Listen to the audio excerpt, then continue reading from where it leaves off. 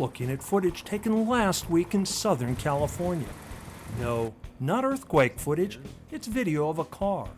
Mossy Toyota of San Diego sold to a consumer, telling him not to worry about the shake, the rattle, and the roll.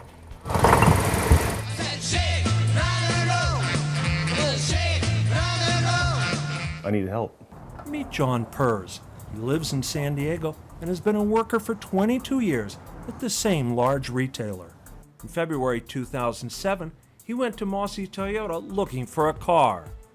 He wanted basic transportation, and a Mossy salesman helped him find a used Ford Escort. All seemed fine when he took it for a test drive. Well, during the test drive, there was a vibration. The salesman said it was no big deal, and he even showed him a clean Carfax. And as for the rattle, He explained it was just a simple tweaking of the idler. they told him to come back after he'd paid for it. Well, he did. At least 5 times. All in the first few days of owning the car.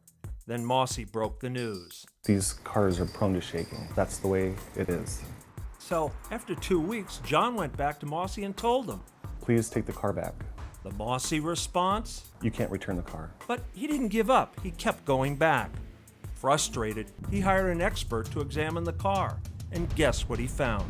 Not only did the car shake, rattle, and roll, but the car had been in water. It was rusted. Had been once submerged. The Escort, unlike those cute cars that run in water, doesn't do that. It just rusts. Experts say from water damage. John says Mossy said nothing about water damage when he was shopping. I didn't see any red tag sales that said flood cars. He hired an attorney to get Mossy to take it back, only to find out that the Mossy contract had an arbitration clause on the back of the last page. All that was in the spring 2007. And since then, John's been waiting for justice. I am tired of waiting. I'm tired of waiting. Like many consumers, John had no clue he wouldn't get to see a judge or a jury.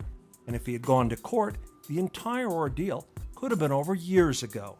Instead, he's stuck in arbitration, a process where there's no oversight or accountability, and the arbitration is chosen by Mossy and paid for by Mossy. Some might say, a kangaroo court. And the odds for consumers at arbitration? I think a snowball in hell has a really good shot compared to the consumer. So he got stuck with a car he says is unsafe to drive, but he still had to make payments on it every month. Plus, I can't sell this to anybody. now, almost 3 years later, he gets a hearing in front of an arbitrator with not such a great scorecard for consumers. But no matter what the odds, John isn't going away. I'm not one to roll over and play dead. I did nothing wrong, and someone has to answer for the injustice. Stay tuned. This saga's not over. Meanwhile, we hope you'll tell your friends so they don't end up with a car that looks spiffy and glossy, but is actually rusty and musty. Beware of wildly gyrating Fords. Watch out for dealers like Mossy.